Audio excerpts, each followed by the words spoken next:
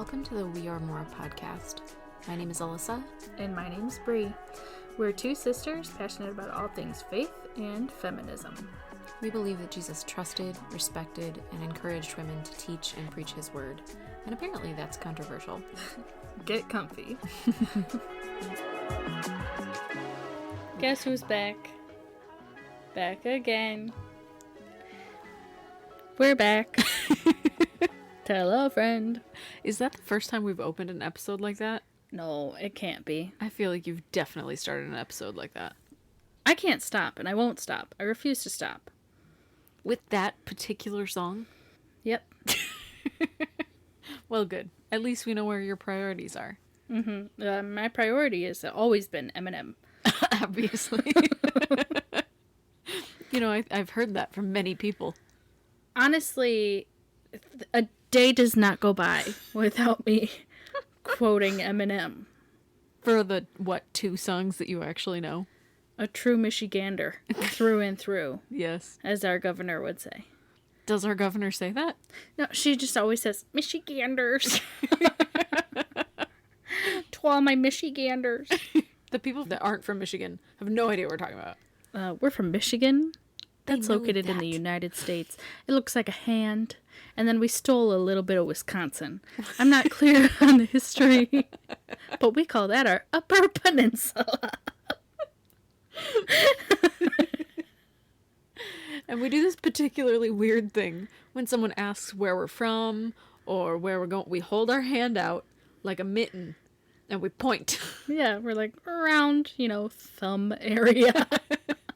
I didn't realize that was weird until I traveled somewhere one time and I was showing someone my hand and they were like, oh my gosh, you guys really do that. I think there's technically other states that you could do that with. Like if you think Florida, you just flip your hand upside down. Now you have the panhandle as your thumb and the rest of your hand is Florida. You hear that, Floridians? Whole new world for you. A whole new world. You can locate things with your hand. And that's what palm reading is, ladies and gentlemen. I feel like Maine, you could probably, just hold your hand flat. Yeah. Together. And then California, it's just two hands, right? Yeah. But what do you point with then? Your tongue. Obviously your tongue. Obviously. Or your nose. The nose probably would be better. Or you just gesture, like a little bit of a chin nod. Sure. Like a, over there. Well, now you know. Are you happy to know all of this information? Would you like us to talk about other states that you can use your hands with? And then in next week's episode, we can move on to countries. Hey. Riveting content. Speaking of countries, we're in 29 countries now. Can we talk about that? We can. I'm super excited. So we get some data from our posting software. Yeah, whatever you want to call it. And they let us know kind of just the general area, like the country that people are listening from. And yeah, this week we hit 29 countries. We're in every continent other than Antarctica in the world. Why not? Penguins. This is a direct message to you. Start listening. But isn't that cool? 6 out of 7 continents, people are listening to us. Mm-hmm. That's pretty amazing. Very cool. I texted Alyssa when she told me that. I said, we're almost 30, flirty, and thriving. So if anybody could get, one more country. Luxembourg. Luxembourg. If you have any friends in Luxembourg. We used to do that at the end of a lot of episodes. Yeah. We actually were having a big debate today whether Alyssa was too pretentious or not. And my answer is yes.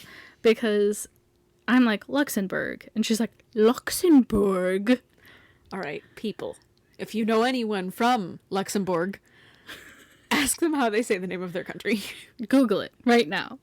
Ask ChatGPT how pretentious people say Luxembourg. Hold on. I'm going to have Google play it. I can hear your fingernails tip-tapping away. All right, ready? Luxembourg.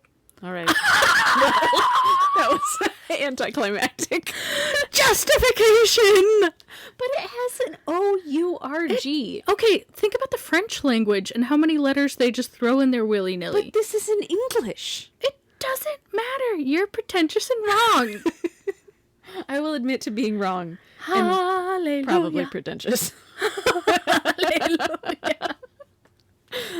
That was one of the sadder moments of my life.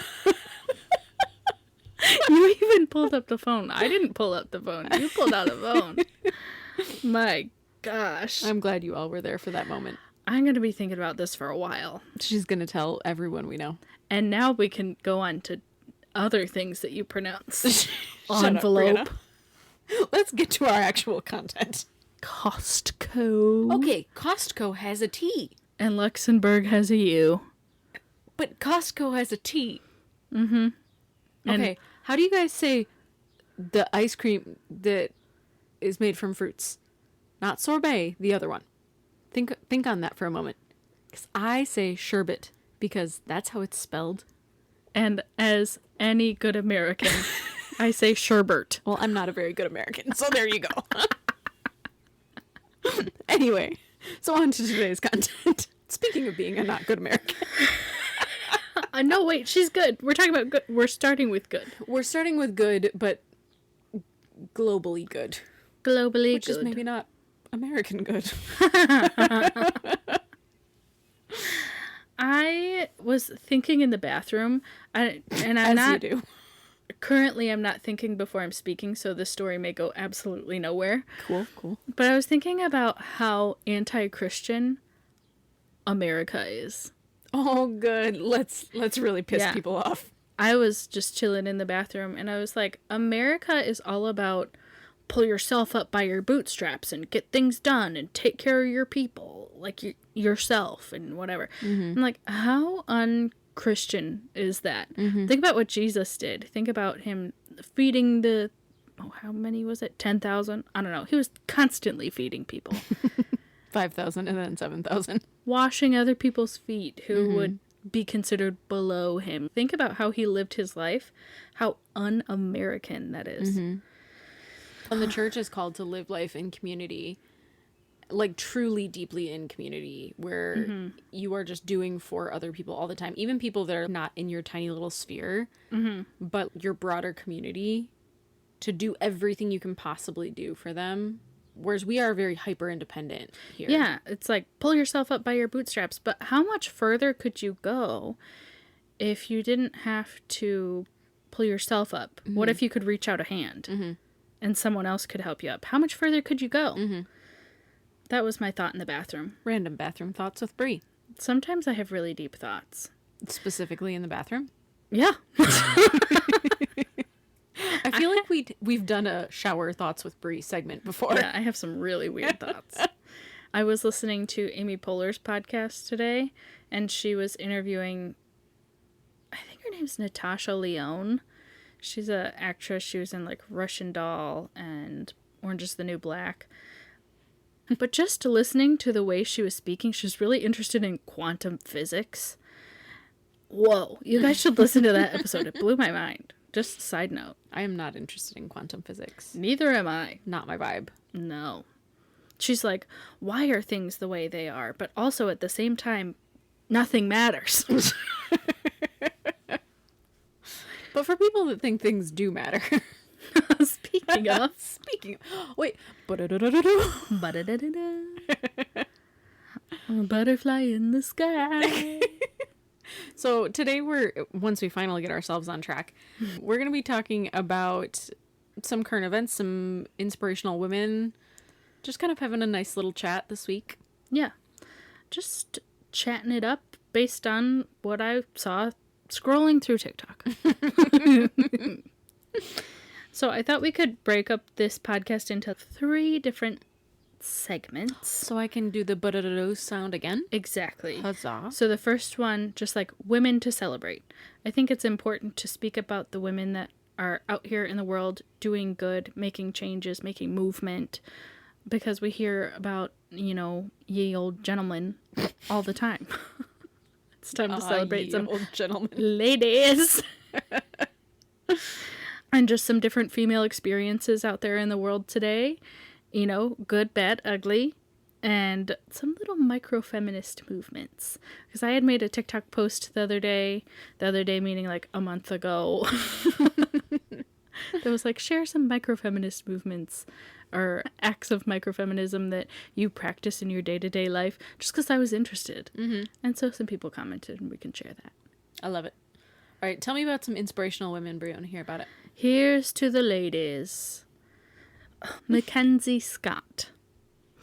Now, I don't know if you've heard of her, but I'm going to tell you a little bit about her. She's a businesswoman. She's a philanthropist, and she's a novelist. She's published 2 books. One was award-winning. It was The Testing of Luther Albright. I don't know what it's about. Don't ask me further questions. And Noted. the other book is called Traps. It's such a long title, and then just Traps. I don't know one single solitary iota about either of these books, but she is a novelist. She is the 3rd wealthiest woman in the United States right now. She's one of Forbes' World's 100 Most Powerful Women in 2021, and in 2023 she was on Time's 100 Most Influential People. Does anybody know who she is yet? Well, I do, but that's not fair. I was speaking to the people All right. in the 29 countries. The you. Do you know? Do you know? Without me saying this next bit of information. She was married to Jeff Bezos from 1993 to 2019. That's a good amount of time. That is. Now, if you don't know who he is is the founder of Amazon. Amazon. Everybody's getting stuff from Amazon. I tell you, 4 Amazon trucks come to my house a day. I know. I think I overnighted something to myself last night. You Speaking of which, where is it? Anyways. So, Mackenzie Scott, they got married in 1993. She helped found Amazon along with Jeff. And when they got married, they did not have a prenup, which is kind of big for someone of, that amount of wealth now to not have some kind of prenup, but they didn't. And as things do, it didn't work out because guess why? He was cheating on her. Shocking. Shock of a lifetime. And because they didn't have a prenup, she was entitled to 50% of his assets. But she was like, no. Guess what? I want Amazon shares. Which was the move. Because that set her up for life. That set her kids up for life to be billionaires. And I know that word gets thrown around a lot lately, but really think about that. I was watching a TikTok the other day about someone's wedding. It may have been Jeff Bezos's wedding. I don't know. And it was like 500 something million. And they're like, think about that. Okay. The average American household, say they make $150,000 a year. If you do the math and like compare how much 500 million is to Jeff Bezos or whoever it was, some billionaire, to the average household, it's like $52. Oh my gosh. So that would be like a normal, everyday person spending $52 On their whole wedding. on their whole wedding, and they were like, tax the rich! Tax the rich! This is ridiculous. Well, I'm reading, because obviously we hear billionaire all the time, and to have $1 million is a big deal. But I'm on Reddit right now, and it says, how much is a billion compared to a million? 1 million seconds is about 12 days. 1 billion seconds is about 32 years. 1 million minutes ago was approximately 2 years ago. 1 billion minutes ago was the year 114 AD. Like, that's the difference.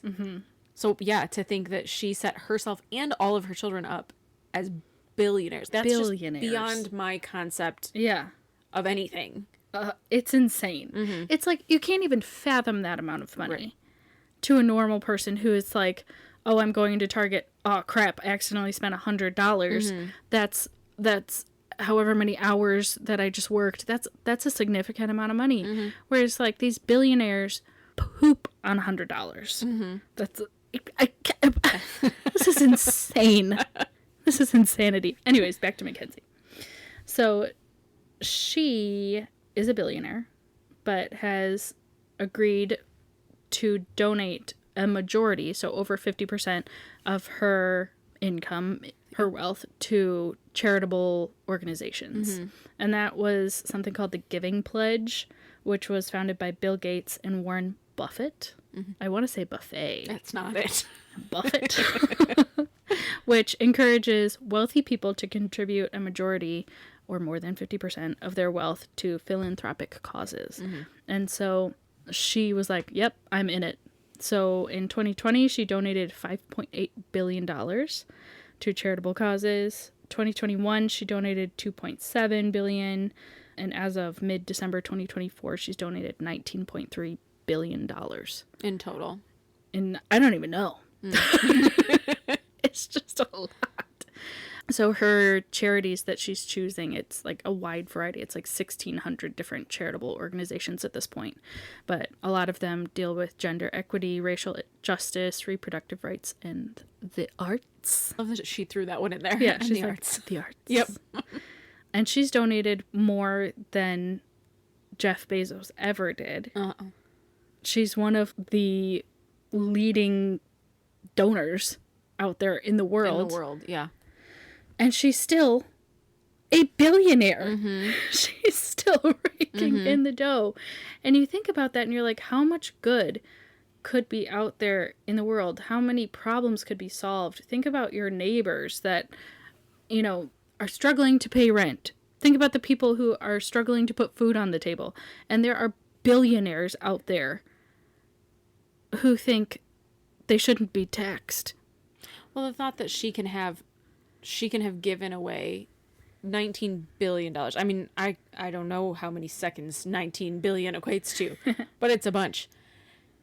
And still, like, she's still doing great. No one has asked her to give away so much that she's on the streets. But she's looking at her wealth and saying, I don't need this. I don't require this much in my life. I couldn't spend this much in 50 lifetimes. I sure could. And to say someone else matters more than me. So I'm going to take this and feed someone who's hungry and clothe someone who is cold.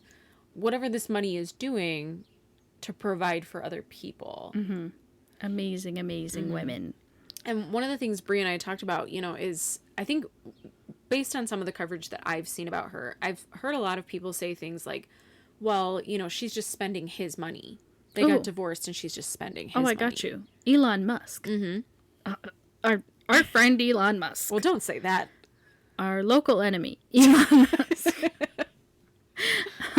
took to Twitter and said... It's not Twitter. He ruined that for us all. I'm still saying Twitter. Okay. Because X is stupid. It is stupid. He tweeted and said, super rich ex-wives who hate their former spouses should be filed among... No. He specifically said, should filed be listed among. But I don't think that's what he said. Super rich ex-wives who hate their former spouses should be listed among reasons that Western civilization died. Genius.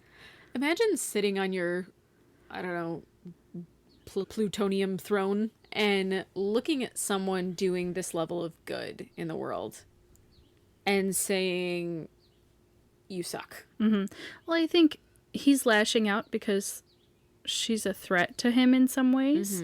Because he has so much and she has so much, but she's doing so much good with her muchness. And he is just continuing to take as much as he can from this world and the people in it. Right. He is famously against DEI. He tweeted, DEI is just another word for racism. Shame on anyone who uses it. That's so easy to say from your white male privilege. Right. Think about someone else. It's ridiculous. This is a weird world that we're living in. I think it's really, we give people an excuse when they come from that level of privilege. Like just being a white male in the world that we live in gives you a level of privilege. And so she comes from this space of being a woman. And automatically starting the race 10 steps backwards. Well, just because she's a woman, people look at her and be like, oh, she's just spending her husband's money. Yes, exactly. She built Amazon right alongside him. And yet we don't give her credit for that. We don't give her credit for all the years that she sacrificed and spent figuring this out alongside him, and then to be tossed aside again. And she's done so many other amazing things. In 2014, she founded something called the Bystander Revolution, which is an anti-bullying organization. Can you imagine Jeff doing that? No. He likes to bully. I mean, you're not wrong. Could we get sued for this? Probably for many of the things that we've said. People like when we're a little bit haters. Angry? Yeah. One of our number one episodes is that one where we absolutely spit all over that book. It is our number one listened to episode of all time, is where we talked about Danae Dobson's book. Let's Talk Girlfriends, Guys, and Growing Up. Yeah, something like that. And we ripped that to shreds. But people loved it. I tell you. If Kendrick Lamar can do it, we can too. Made a career off of just hating. He did. That is all he does. But you know what? Respect. So who else are we talking about? Okay, listen. I Googled how to say her name. And I need everybody with me to not judge me because I can't say her name correctly, even though I Googled it. Her name is Nirmala Sitharaman. I think that was pretty close. Good for me. To what Google pronounced it as. She was one of Forbes' 2024 most influential women. She is India's Minister of Finance and Minister of Corporate Affairs as of May 2019. And she's the first full-time female minister to hold both of these positions at the same time. Now, basically what she is doing is she's in charge of finance for India, which is nearly like $4 trillion. Think about that. If we're talking about billions, now we're talking about trillions. Right. That is a crap ton of money. And India has the 5th largest GDP in the world. They're actually currently the 4th. Oh, look at her go. With $4.19 trillion. She projects that India will soon overtake Japan and Germany, becoming the 3rd largest in the world by 2027. Good news. They already overtook Japan. Good news! She's not dead! Thank you. Welcome. She's been outspoken about being in favor of women's economic empowerment in India, encouraging entrepreneurship, business lending, and financial education for her country's female population. And I just think that's super inspirational. She's a lady boss out there. I hate the term lady boss. I hate that I just said that. But really encouraging like financial literacy for women, right? Not just in the US. It's interesting to see that this is happening in other countries. Think about all of the people in India. There are a lot of people in India and how empowering that is to see a woman in that role, handling India's finances, and they're doing great. Well, we talked about at the beginning of the episode how the United States, we like to think of ourselves as like an island. We're number one. Yeah. We're number one. And so it's easy for us from here to think like we are the only people striving for feminist equality, things like that. And yet when we look at the broader picture, we look at the broader world, places like India, places like Sweden, who has a large portion of their government. Iceland. Is women. Yes, Iceland. And they're doing so much better oftentimes than we are. And to see it is so cool, to see that inspiration. And I think of what that does for young girls in those spaces, to be able to look up to these women and say, like, that's what I want. Well, just seeing women occupying those spaces that for so long we only see men handling. It's just different. Think about the Barbie movie. If anybody's ever seen the Barbie movie, No, none of them have seen it. Listen, go and watch it. It's really good. It made me cry multiple times. But there's like Barbie Land, and it's all of the positions in power, all of the important roles are held by women. So the president, all of the doctors, all of the astronauts, all of the whatever are women. And then there's the Kens, who their job is the beach. Not surfing, not lifeguard, just the beach. And then they go into the real world, and Ken starts to see all of those important roles that he was seeing in Barbie Land held by men. Mm-hmm. And he's like, wow, I gotta bring this back to Barbie Land. Think about that in our life. We are living in the real world. All of the important roles are held by men right now. But what happens to girls when they see women in those spaces? They start to think, I can do that too. I think the really important thing to learn from all of that is not that, like, oh, only women should be in power, but to say, we're going to add diverse voices into the mix. Because the only way really to move forward is to see things from other people's perspectives, to see what's not working. Because if all the voices are basically the same, you know, you've got a bunch of white men in power, and it's an echo chamber.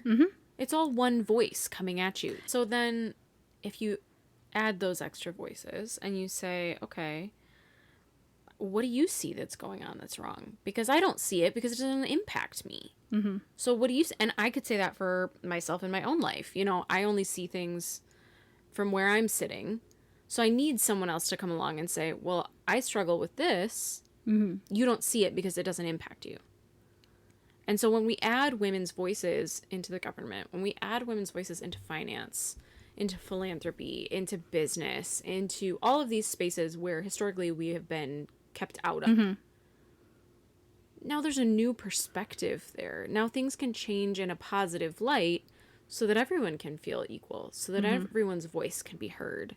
And that's what I think we see with both of these women, opening those doors to hopefully a better next generation. Hopefully. As long as we raise them well. Here's hoping. Those are all the powerful ladies that I have. There are so many. We could make this like a regular segment. Non-biblical women, I say. But another thing that I wanted to talk about was just little things going on in the world today. Should I start? Yeah, go ahead. You're looking at me weird. I couldn't think of a transition.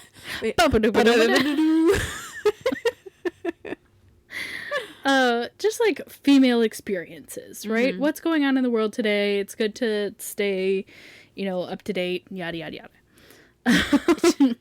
What's impacting us out in the world? What's impacting you? So the first thing that I want to talk about was something I saw on TikTok. In Iraq, they came up with a female-only transportation agency.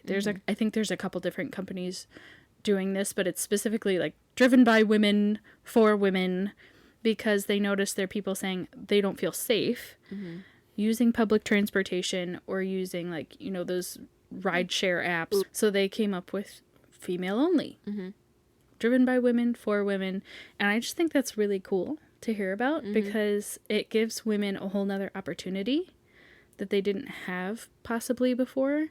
Women can go get different jobs. They can go do different chores in their household. They can go out and have fun without having to worry about is this safe? Is getting to this other location safe? Right. Can I leave my house safely? Right. And I think that's something very cool going on in the world. We were talking about this earlier, and we've talked about in a past episode something called bike face. And that was essentially back in the early 1900s, I think. Maybe late 1800s.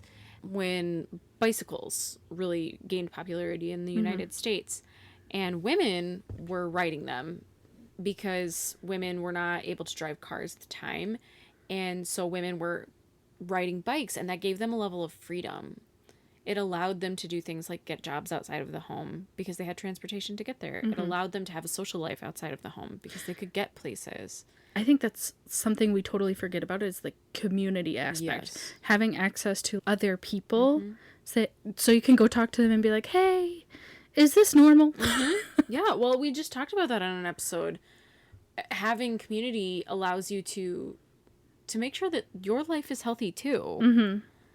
And to check in on other people. Yeah, make sure your friends' lives are healthy. Right. Like, we're supposed to live in community, not just as Christians, and of course, as Christians we are supposed to, but also as humans, we are communal creatures. Much as I am a deep, deep introvert, you need community. You need people. You think about those shows like Life Below Zero, where they're trying to live completely off the grid because they hate humanity. Straight up alone. Alone. Oh, yeah, alone. But the thing is, that's okay for a time. Right. But you can't do it all on your own. You need the doctors. You need the doctors. I mean, half the time you need the grocery store. You need, you know, and just people. You need friends. You need voices. You need someone not to make you go insane. You needed an engineer to make your snowmobile. Obviously. That's the thing. You need people. Yeah, and this rideshare service, like, much as it might seem like a small thing, opens that up for these women. These women that would not necessarily feel safe getting into a car, or wouldn't maybe find it proper because of their religious beliefs to get into a car with a man, with a singular man. They now have that option. And I wonder what that would do if because I think I was thinking about dating apps because Bree's had some exciting dating app stories this week. But I was thinking about dating apps and how dating apps are so geared towards what functions well for men. It's so visual. You're first looking at pictures, you know, things like that. And what if instead of that, apps and technology thought about women first, or even equally, or at all? Like, what does that do? Because you look at this seemingly small change, seemingly small shift for a company, but it has life-changing implications for women. So what happens if we take the rest of our technology and ask, what about the women? Yeah. Well, it's even a simple change that like Uber or Lyft could do on their app. Like, would you like a female driver? And you could just request that. That would be awesome. That would be thoughtful for women just living their day-to-day life. There's another app that I saw on TikTok that I think is an important app to know about just for anybody. I think it's literally for anybody, but it's called Noonlight, Noon Light. Thank you. You're welcome. And it's just a safety app. So, and it's free. I think there is a paid version that you can use, but it's just free. And it asks you to create a 4-digit PIN. And once you enter that 4-digit PIN, then every time you open the app, it's just a button. And you hold down the button anytime you just don't feel safe. So if you're going on a jog, or if you're going out to your car at night, or you're in a building and some man keeps talking to you, just literally anytime you feel unsafe, you hold down the button until you feel that you're safe, and then you release the button, and then you type in your code, and that's it. But if you release the button and you don't enter your code, then it gives you kind of like a countdown, and I believe it starts recording the situation, and it contacts the police, and it pings your location. So that's just a good little free app to have in your back pocket if you don't have, mace and batteries on a chain. I mean, even if you do, unfortunately, the world that we live in, violence against women is so common. It's too common. I mean, and we're going to hear about a story in just a second where violence against women is so common that we just don't even hear about it. Like, it's just a normal part of our day-to-day lives. And so it is important for us to share with our sisters out there in the world, hey, here's something to help keep you safe. Go forth and don't get murdered, I was on like a weird side of TikTok for a while that was all like self-defense. Obviously, we're really into self-defense. I'm like, oh, I'm going to be going places where I will need to take someone out. Obviously. Literally. But they were talking about like, hey, if you can't carry a traditional weapon on you, or if you're afraid of like, because a lot of times if you don't know how to use that weapon, it can be used against you. Right. As our father has definitely told us. But there was one girl that was like, I always carry around a long lanyard, and on that lanyard I have 75 of the worst keychains that I can find. Just like really, really. And it's heavy. And she will practice with it, just like swinging it around. Jeez. And so she's like, anytime I'm just like walking down the streets and I feel a little bit suspicious of someone, I'm swinging that thing around. That would be terrifying. Yeah. I will grant her that. And she knew it was like a nunchuck. It was insane. Well, it's hard because you don't know, like, your local laws and things like that. I know when I went to college, my parents gave me a can of mace, like, because I had Pepper nighttime spray. classes. Yeah. I had nighttime classes, and I would walk across campus. And I would sit there with, like, because we were raised with, like, you have to be very aware and very cautious of your surroundings and things like that. Which is interesting because you are not very aware, or I'm more aware than our mother. But I would walk across campus with this little thing of mace. But there are certain states and certain countries, I'm sure, where that's either not accessible or not legal. yeah. And that's just one thing. I know that there are, like, many states where different things are illegal. Or you might not have the stomach to spray someone with mace in the face, you know? So, swinging around a keychain. Anybody can do that. Yeah. Go for the eyes. But yes, violence against women is all too common. It's something that is so common that they don't even put it in the news half the time. But something that I did see was on ABC World News, and this just happened, so June 24th, 2025. 14 suspects were arrested after 145 people, mostly women and girls, were jabbed by syringes at a nationwide music festival in France. Isn't that insane? Victims reported bruising and dizziness, but they don't know what was in the syringes yet. And that's just, like, so common you don't even hear about it. Well, you told me this story, and I was like, part of my job is to deal with the news all the time. Like, I deal with the news every day. And I read the news on my off time. I never heard a word about this. And this is what frustrates me when people are like, oh, why are you so worried about safety? Why do you think it's so hard to be a woman? Because things like this are happening to women all the time. Well, we get told that we're exaggerating problems. We get told that, like, well, that might be some women's experience, but that's not the broad female experience. No, it is. 145 people. Who just went to a music festival. Yeah. They didn't do anything. You know, women get blamed a lot for the violence against them. And that's insane, and it's never, ever the victim's fault. But you look at a situation like this, and I would love to know how you justify victim blame in this situation. These are just women going to a music festival. Just a music festival. We can't even do that and feel safe. Yeah, just random acts of violence. No reason for it, just violence. Yep. Because this is why we say this all the time, like, people hate women. Yeah, it's impossible to walk out of your front door and feel safe for many, many, many women. I would say probably for the majority of women. Because even we live in a very safe area, relatively so, you know. I don't need to necessarily feel worried about violent crime happening around me all the time. And yet, even so, if it's dark outside, I don't like to walk to my car. My car is 10 feet from my door, but I don't like to walk to my car because it's dark and I don't know who's out there. Because this is the experience of so many women, because I see it in the news all the time. Or I would love to know a man's experience. Like, what must it be like to just literally, even in the light of day, be able to walk in a parking lot to your car without just having to constantly be aware of your surroundings. Right. If you see a man in the grocery store in the same aisle as you, and you see him at another place in the grocery store, it's like, is he following me? Or with dating apps, you have to be so careful with that too. Like, there's risk there when you go and meet someone for the first time on a date. For a man, often, and I think we've said this before, but for a man, often the risk is, oh, she might not like me, or I might not be attracted to her. But for a woman going on a first date like that, like, the risk is, oh, I could die. Yeah.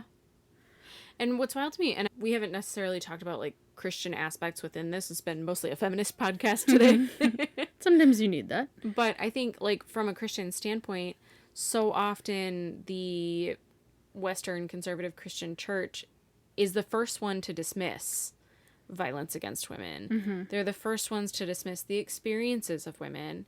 And I look at Jesus and who Jesus was, and that he was the first one to look at women and say, your experiences are valid. You look at all of his interactions with women, whether that was, you know, the woman at the well that he spoke with, and we did a whole episode on her, whether it was Mary Magdalene or even the broader women of the Bible, like Deborah and Jael and Phoebe.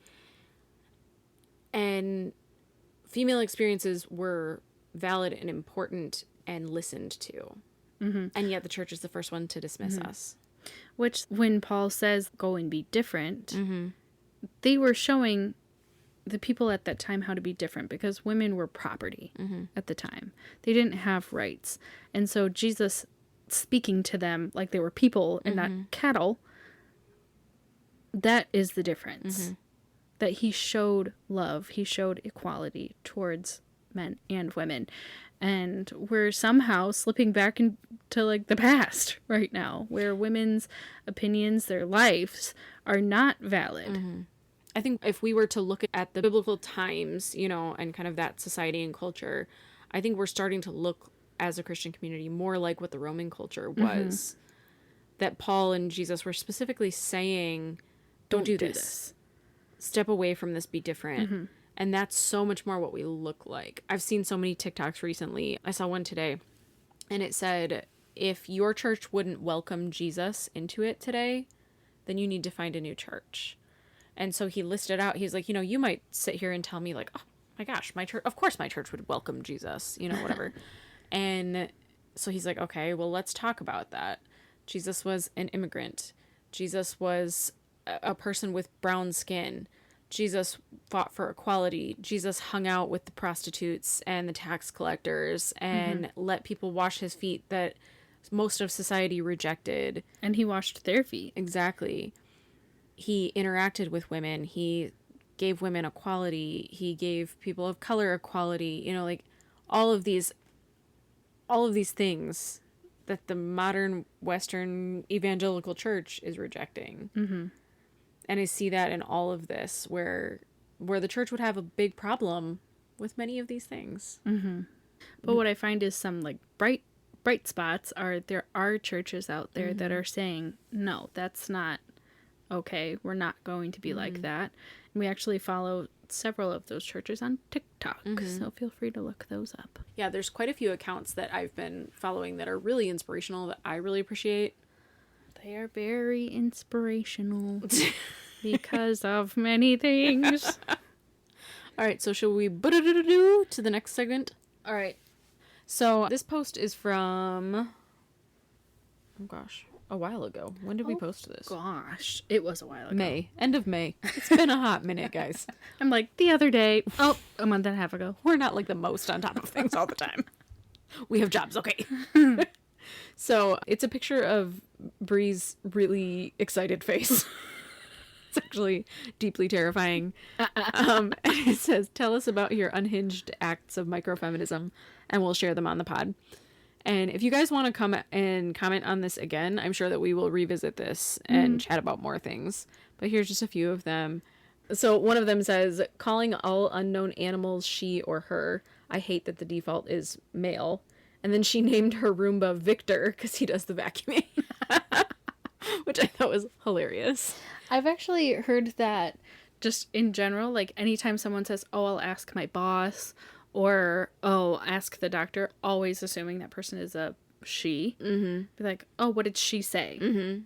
Because our default absolutely is male. And yeah, to just change that narrative in your head is really impactful. Or even something as simple as like his and hers, switching it. Hers and his. Hers and his. Mrs. and Mr. Yeah, for sure. It sounds weird. It doesn't roll off the tongue. Because it's not how we're taught. Because it's not how we're taught. But I think it's just like a little switch in your brain, right? To be able to be like, oh no, women can come first sometimes. Women can come first sometimes. And then this one also says, I explain the proper use of sports analogies at the construction company that I own because I work in sports and the boys are using them incorrectly. I love that. I know. I thought that was, there's many a thing to unpack in that post. But yeah, it's so often assumed. Now, this doesn't apply to you and I because we know nothing about sports and we hate What are them. you talking about? I took Frisbee in college. She did do that. And badminton. I'm so sorry that I insulted you. Listen, I got a whole C- in badminton. So outside of badminton and Frisbee golf. No. ultimate frisbee. Oh, sorry. Ultimate frisbee. Yes, I just needed to correct you there. Right, I was wrong. We know nothing about sports. That being said, many women do. Yeah, heck yeah. Many women in our family specifically are obsessed with football. I don't understand it. I don't get it. They're just throwing balls around, and me and one of my aunts just like to look at the tight ends. Yeah, you know what I mean. But Poor Dad. but I don't know sports. But some women do, and Just because you're a woman does not mean that you don't know anything about sports. but the amount of mansplaining when you're just even when a sporting event is on, good heavens. You don't even have to have asked a question, but they are ready to explain every little thing to you. I like to cause chaos. Maybe that's an act of microfeminism. Just general chaos. Like, for example, when pickleball is on. And I say, where are the gherkins? There are so many reasons this episode is going to get flagged. I'm aware that pickleball doesn't have real pickles. But I like just to see people's faces. I like to cause chaos. Well, we've probably said this before, but on Black Friday, yeah, the day after Thanksgiving. What? That's Black Shut Friday? up. This last one, me and Bree and my daughter all wore shirts that said "Go Taylor's boyfriend." And to be totally honest with you, I could not care less who won that game. I barely know any of their names. I just don't care in any way. But I think it's very funny because it frustrates people. But also I love that concept of like, we're going to call him Taylor's boyfriend instead of His name. yeah. There's actually that was a big thing, I would say last year sometime, where there's an Olympic athlete and she's married to I think one of the football players on the Bears. Is it Simone Biles? No. He's on the Bears. And there was an article and it said wife of whatever his name is wins gold medal or something like that. And it was like a bunch of people commented and were like, her name is this, because women are so often seen by their husbands' names. They're identified by who they're married to. Well, it's like when you Their get, closest male connection. right, when you get married and like the pastor will say, I now present to you Mr. and Mrs. Nathan Parrish, for instance, in my case. And it's like your whole identity disappears. You know, like I'm just part of him now, I guess. So yeah, like an act of microfeminism, just switching it up. He's Taylor's boyfriend. I now pronounce you Mr. and Mrs. Taylor's boyfriend. Taylor's boyfriend. Yep. That would be a great shirt. I'll get that one for next time. Okay. The next time I force myself to sit through a football game. Which won't be anytime soon. No, I don't think it's football season. Although, who am I to say? I don't think it is either. I'm pretty sure it ends with the Super Bowl, which I think is in February. But when does it begin? I don't August? know. No, that's high school football. What's the difference? I don't know. There are people out there that are horrified right now. Listen, if you want to learn about football, there are plenty of women out there that are very qualified to teach you. I am not one of them. Me neither. So this week, just so that you can understand the amount of chaos in our lives, Let's peek behind the curtains of their lives. Bree is off work. Her office closes a few times a year, and so she's off work this week. And we thought, what should we do with Bree's time off? Now, note, I don't have time off. My husband doesn't have time off, but Bree does. And I'm here for a good time. So Not a long time. We thought, what to do. Here's the thing. We have been, not we, Brianna has been obsessed with Buc-ee's, the gas station, for quite some time now. I've never been. She's never been, because we live in Michigan and they don't have them here. And so what are we doing? Obviously, we're driving 6 hours to the go to a closest Buc-ee's. So if you want to join us in Kentucky, that's where we'll be. That's where we'll be. Actually, literally, when this is coming out. Yeah. So that's what we'll be doing this week. Oh, casual shout out. Have you guys heard of that Ryan Trahan guy? Yes, because that's all we watch. He is on a mission to donate as much money as humanly possible to St. Jude's Children's Hospital. So if you guys want to go and donate, he's going to all 50 states in 50 days and staying at a different Airbnb in every state. And I think that's absolutely hilarious. However, I really support St. Jude's Children's Hospital.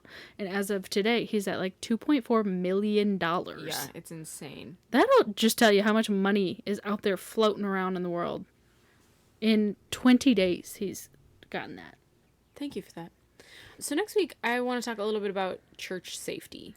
Oh. I think that would be a really good one for us to dig into. Like the crossing guards? No, not quite that. So there's a book called Safe Church by Dr. Andrew Bauman.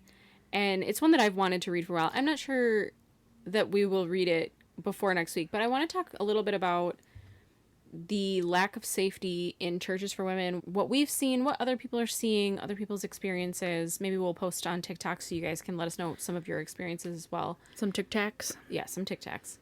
And ways that the church can improve. Like, where do we go from here?